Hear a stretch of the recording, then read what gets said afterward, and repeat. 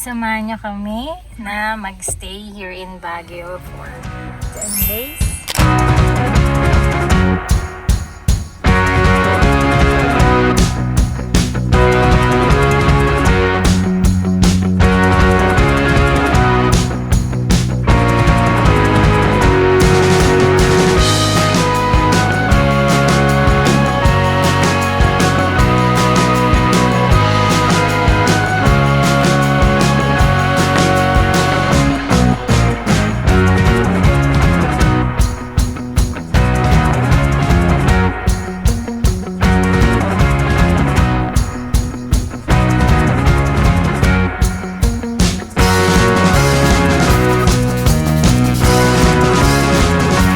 Let's go!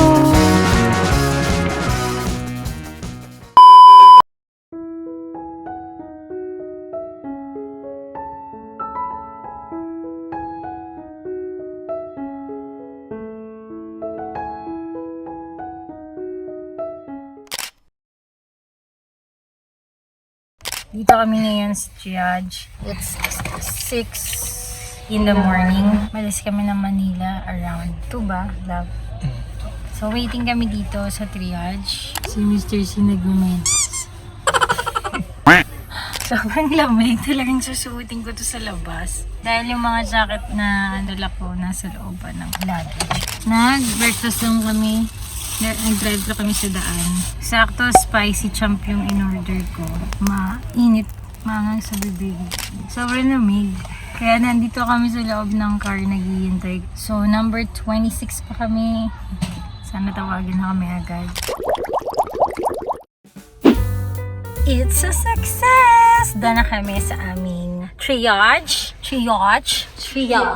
And syempre, yung mga nagtitinda dito ng taho, kahit ayoko naman ng taho ngayong mga panahon to, napabili ako. This is ube taho kay Mr. C. Regular taho. 60 pesos. 40 pesos.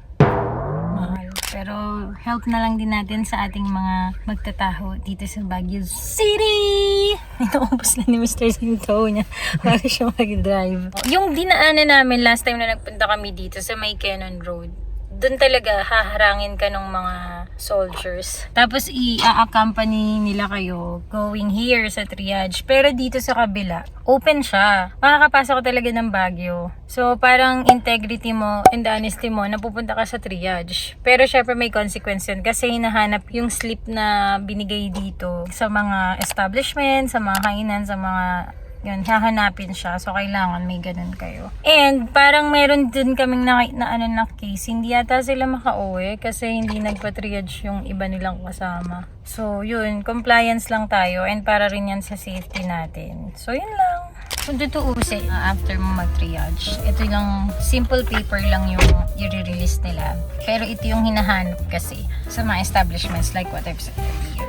So, dito nakalagay lang kung anong date kayo nagpa-triage. Naka-declare dito na no signs and symptoms nung time na nag-consult kayo.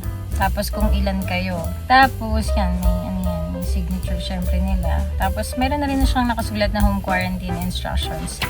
Ayan, mga tips kung paano tayo magiging safe. Tapos, ayun, kasi yung sa case namin, dineclare namin dun sa QTP is dapat kahapon pa kami dumating.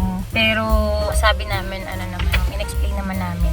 As in, parang kinonfirm lang. Sabi ko, oo, kasi may nasikaso pa kahapon. Sabi namin, wala naman problem. Pumayag naman sila. Tapos yung pauwi, hindi naman sila na ganun ka-strict na dapat kung anong date yung dineclare mo, ganun ka rin date uuwi.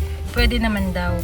So, ayun, ngayon, punta na kami sa place where we're gonna stay for the next few days. Dun tuloy yung exit. Malamig talaga, malamig. Parang 11 degrees daw ngayon. Pero syempre, i-feel natin yung lamig mamaya. Laters, guys!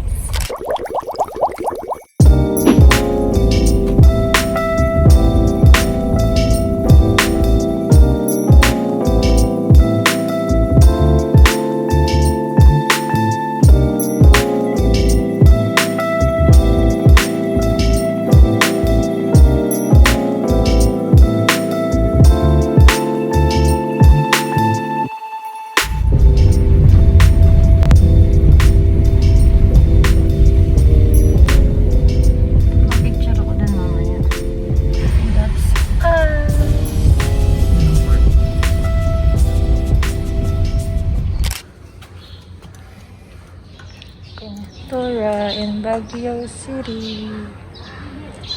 Tartar. Pine trees. 2 hour.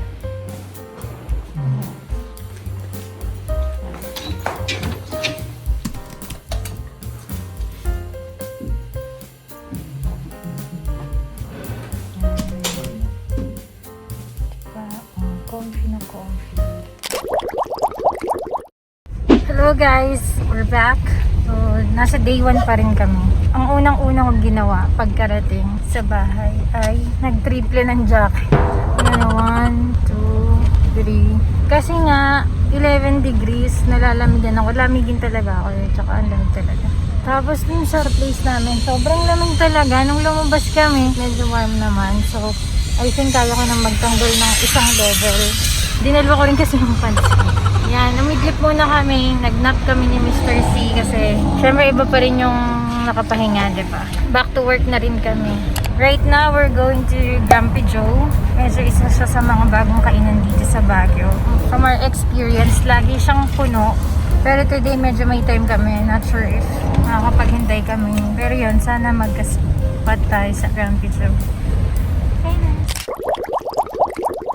As usual, puno dito sa Grumpy Joe.